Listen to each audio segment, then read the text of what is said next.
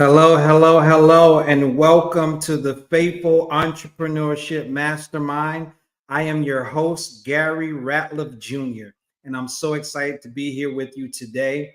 Unfortunately, it will be a little bit different, well, a lot different than normally scheduled. Typically, I have a guest presenter and some panelists who show up with me, and we go over the guest presenter's topic that's presented in the first 5 to 7 minutes of the program, and then we deliberate about it. I deliberate about it with the panelists, and then we go into some pain points that the panelists, entrepreneurs may be going through. But I didn't want to cancel for today. Didn't want to disappoint, because this is the beginning of the Women Entrepreneurs series that I did promise, and we do have them coming. We just had some rescheduling that needed to happen for our guest presenter today, and she will be coming in the future. So next week we have a guest presenter coming up with the panelists. So that's next week's the 12th, the 19th, and the 26th. So stay tuned. But today I just want to take some time and introduce myself once again and the Faithful Entrepreneurship Mastermind. But also I wanted to talk today about fixing inefficiencies in your organization. So stay tuned for this, and we will definitely get right into it. So today we're going to talk about stopping and fixing those inefficiencies that are within your business. Let me bring up these slides for you, and we will get started.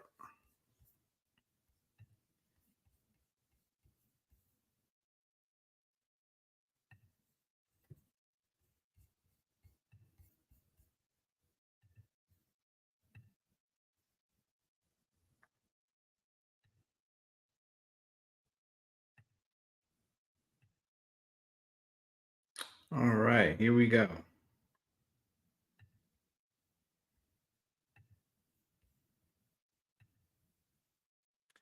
A quick way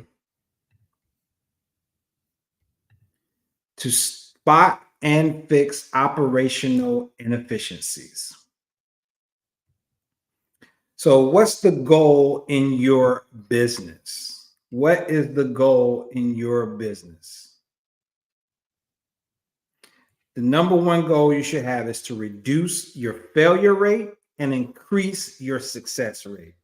Reduce your failure rate and increase your success rate. And how can we do this? By improving our operational efficiencies, maximizing our profits, and constant improvements in your everyday systems. And more importantly, this is one thing that gets missed. Most of you know about operating at an efficient level. You want to maximize your profits, and you know there has to be constant improvements, but a wide diversity of knowledge in all core functions is what you really need to be successful in those three areas. So let's talk about a forward thinking systems approach. So last week we were invited to get into the topic of strategic systems. And our guest presenter last week, Mev Doriska, he presented from the HubSpot model of how to handle your systems and make sure that you have a direct flow from what you have as a product or service and getting it to your customers. But a forward-thinking systems approach is the rear view mirror approach, which looks backwards as to what happened, versus the front windshield approach, which looks to the future, what might happen, what can happen, and what should happen. Are you asking yourself these questions within your systems? What happened as you look back to say, what went wrong? What took place? Your forward windshield approach says what might happen. That's that risk assessment. For all my project managers out there, we have to be agile in our risk assessments. What can happen?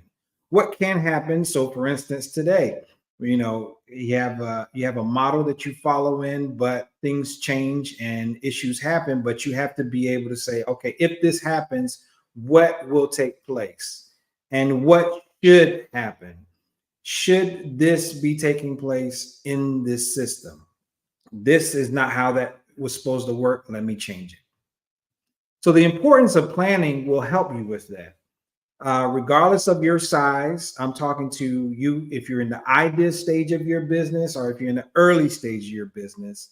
You need to be proactive, not reactive.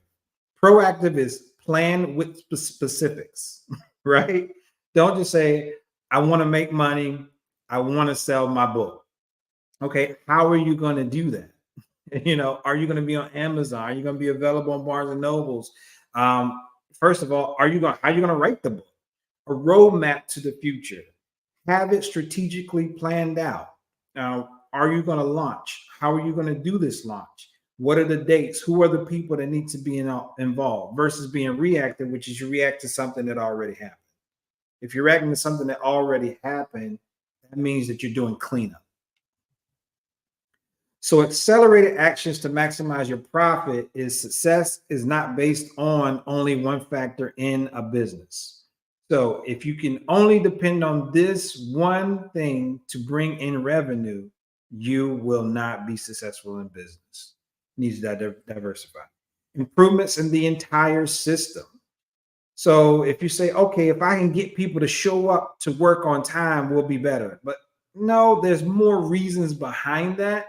And you have to look at your entire system of why people aren't showing up on time and not being efficient with that time. So operating that as efficiently as possible is because you look at the entirety of your organization and you figure out those things that need to be fixed.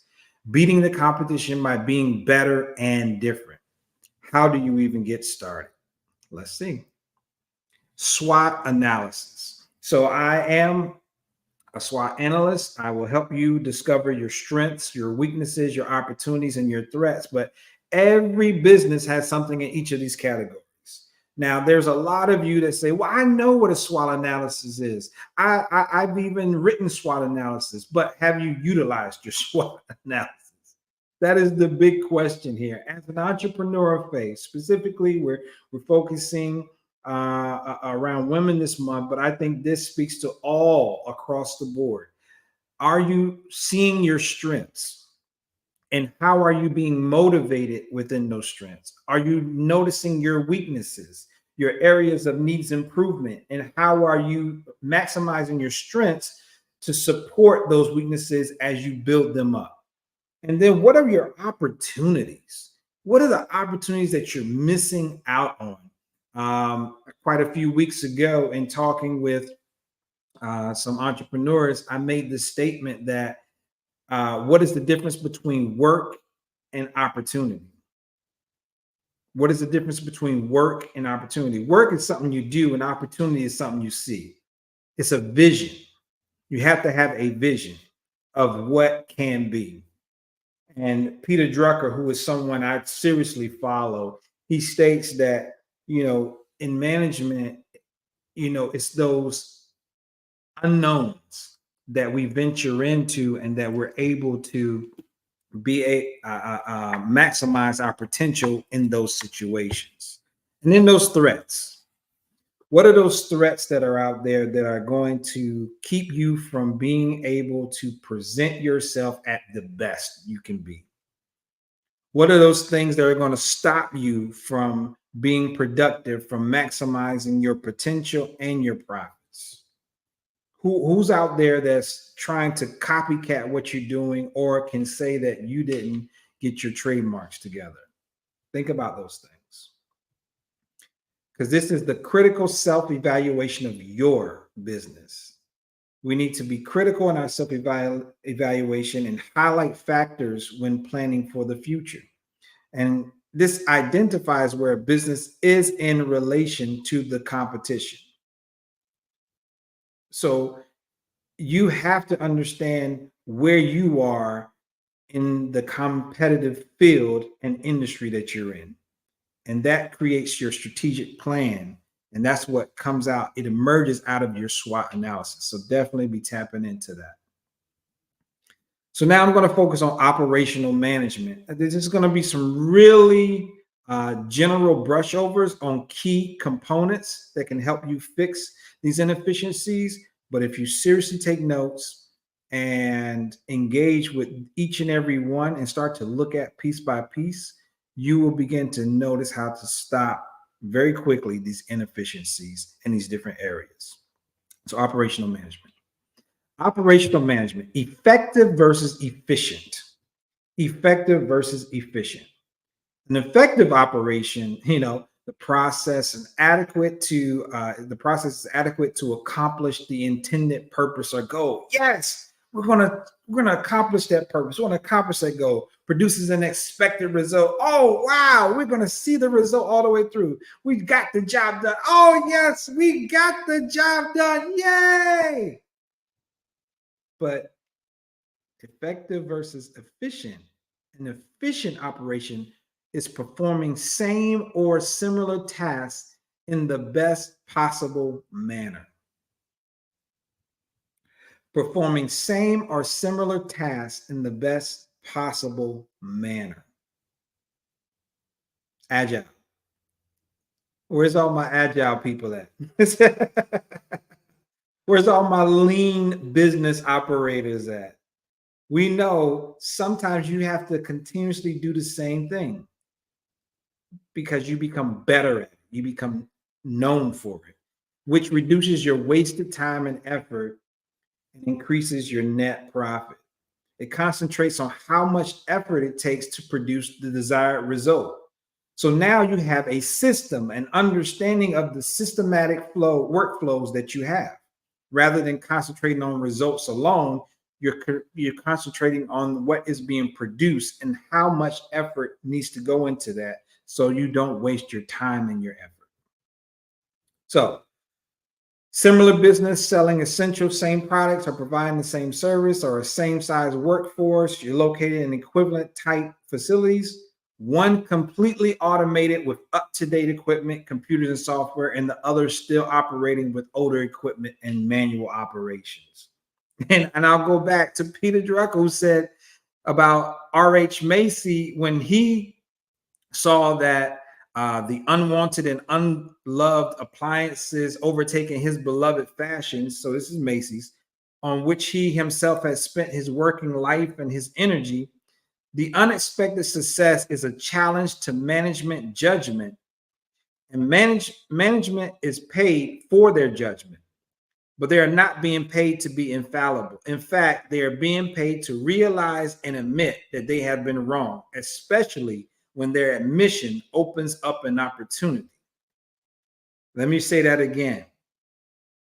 Management is paid for their judgment, but they are not being paid to be infallible. In fact, they are being paid to realize and admit that they have been wrong, especially when their admission opens up an opportunity. Working inefficiently, you're missing out on those opportunities. Going by the "this is how we've always done it" way keeps you operating with older equipment and those manual operations. So, how to measure improvements? Improve productivity. How productive are you being? Higher profits, reduction of billing errors, less workplace accidents, increase of new customers, reduction of customer complaints. Whatever is trying to be improved must be measured. That was operations management. Now we're going to get a quick overview of supply chain. These are the things you can fix to stop inefficiencies. So, supply chain management, all primary business activities from beginning of supply movement to final destination. How are you getting it to the customer? Supply chain management reviews all activities, costs, and assets associated with purchasing raw materials and turning those raw materials into work in progress that later become inventory, or purchasing supplies using a service business, or purchasing finished inventory that will later be assembled and are prepared for sale to customers. Now, some of you service business, such as myself, our products are our books and our courses. But even getting those things ready for when we're either going on site or we're doing our virtual trainings, we have to be prepared. Every business has some type of SCM. Regardless of your size, service business, retail business, manufacturer business, you have to have supply chain management. So, what functions of SCM do you need to review to start looking at the inefficiencies? Forecasting your budgets. What are you forecasting? Purchasing, your decisions and contracts, production, and schedule.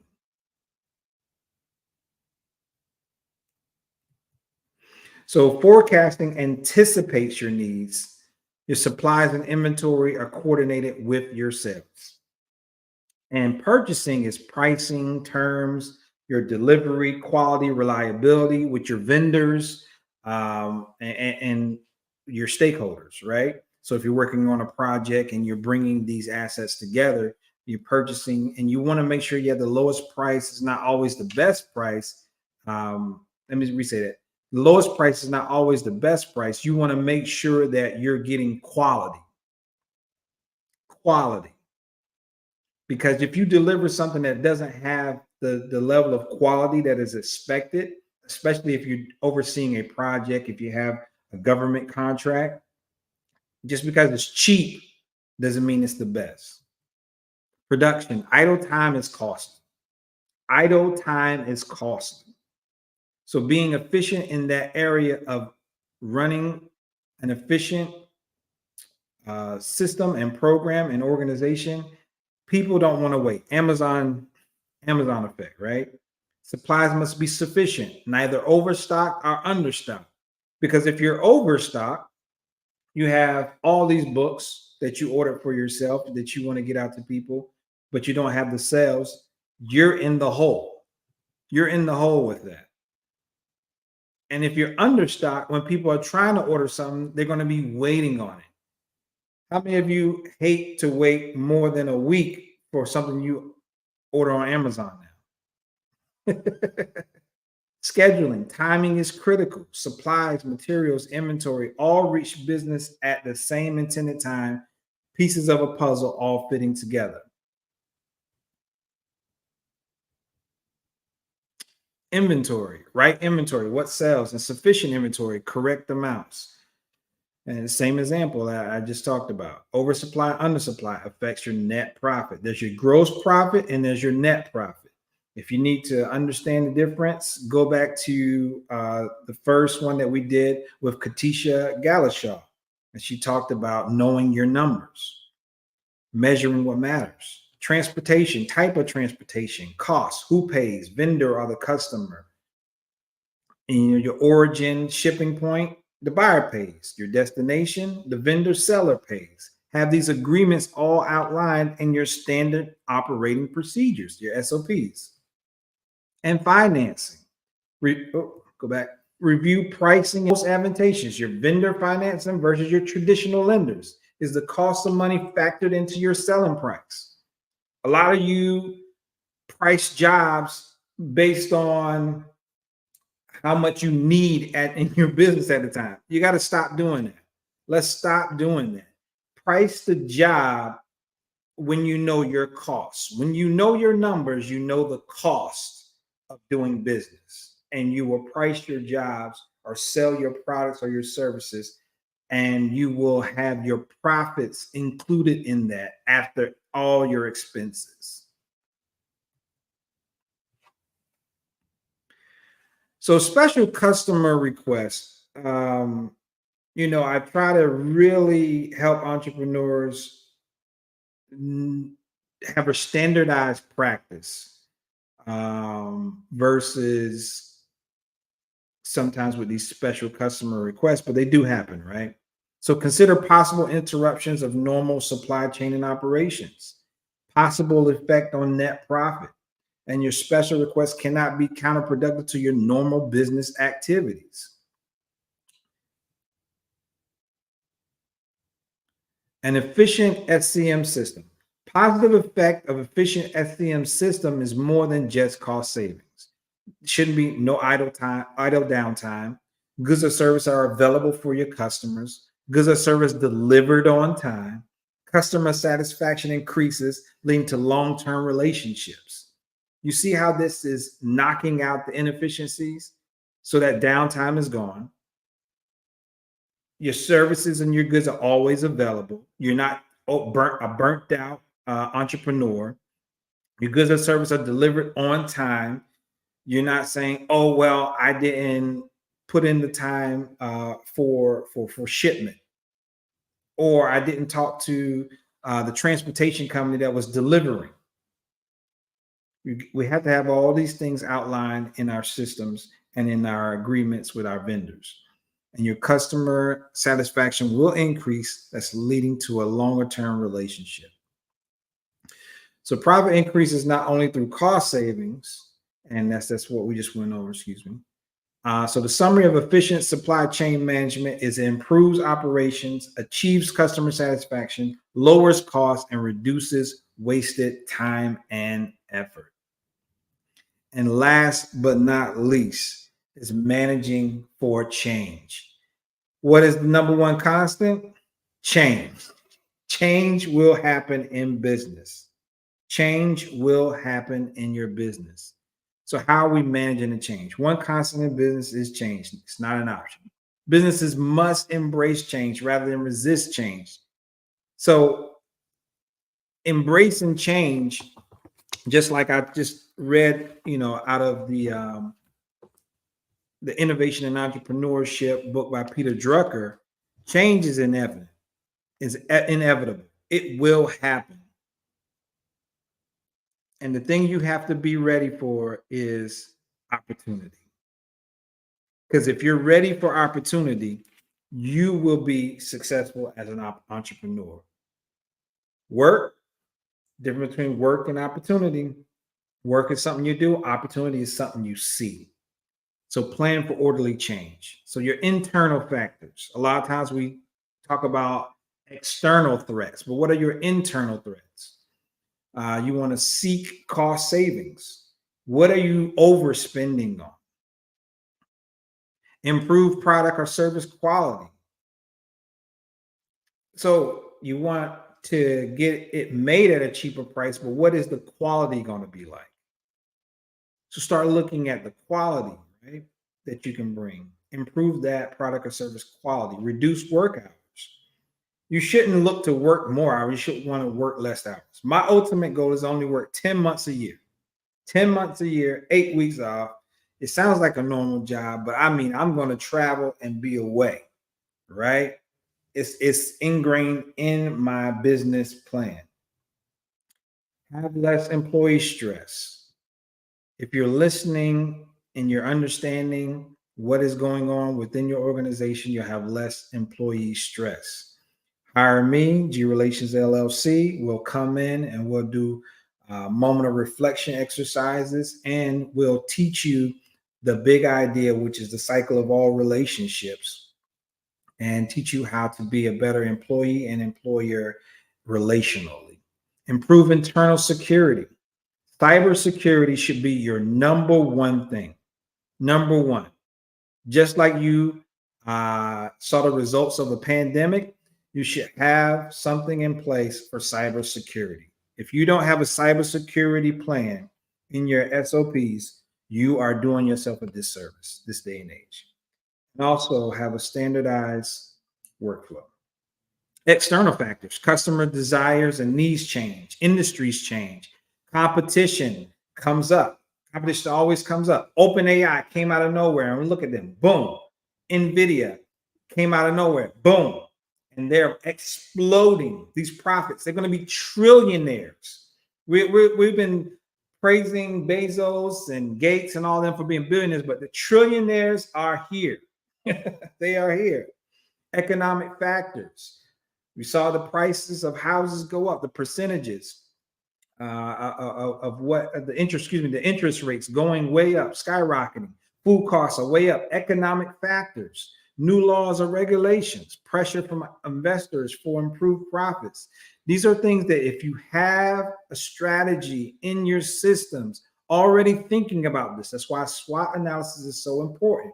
You're thinking about your strengths, your weakness, your opportunities, and potential threats. I talked about it already, the Amazon effect, the way consumers shop, online versus retail, competitive pricing, demand for additional service, change in return policies, like the Amazon effect. I want it now. You can get things delivered the same day ordering from Amazon. So how are you delivering a more quality service, but also within a system that your customer or client understands? So plan for change. What changes will have the least amount of business interruption? So change is going to happen. So how can your business be the least, have the least amount of interruption? What changes will provide maximum efficiency? So you're making these changes to fix these inefficiencies. So what will provide maximum efficiency? And what is the best time to implement the changes? Because some things you need to change, people need to be trained on. So what is your training models going to be like? Really equipping yourself to be better in business and the delivery of your goods and services. So success is around the corner. Want to reduce your failure rate, increase your success rate. Propel your small business to success. Go from stagnant to elevation, because knowledge is the key. And if you would love to have me come and support your business, or have a one-on-one with you about certain things that you're looking, because you're either in the idea stage or you are in the you are in the early stage, you're in idea early stage of your business, and you want these supports, definitely reach out to me. Email is gr@grelations.com, and you go on the website grelations.com, and I will love to work with you, because as a relational coach and relational consultant, my thing is to create opportunities to build healthy relationships by investing in solutions that will help you to get more out of your life, your career, your business, and your faith journey.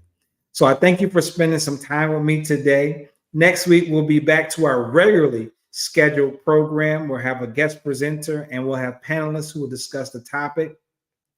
And next week's topic is work-life balance. So I look forward to engaging with you. Thank you for spending time again with the Faithful Entrepreneurship Mastermind. I know it was a lot in a short amount of time, but I hope that you'll be able to go back with the replay and be able to see where you can fix these inefficiencies, and reach out to me for any support and resources that you may need in fixing those inefficiencies. Again, my name is Gary Ratliff Jr. I'm the founder of G Relations LLC and Happy to Invest, and your host for the Faithful Entrepreneurship Mastermind, Tuesdays, right here on LinkedIn Live and YouTube. Take care. Have a wonderful day.